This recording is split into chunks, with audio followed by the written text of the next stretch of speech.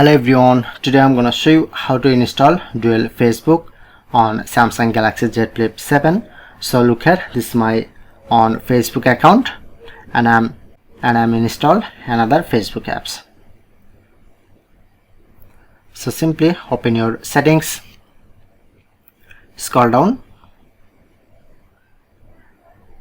click on to advanced feature, scroll down, then you get dual messenger option. Then showing here three different way. I'm just select to Facebook. Okay, press on install. Okay, now install my another Facebook account. It's a first and this is a second.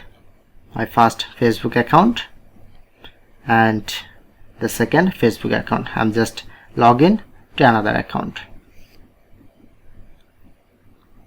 So that's it.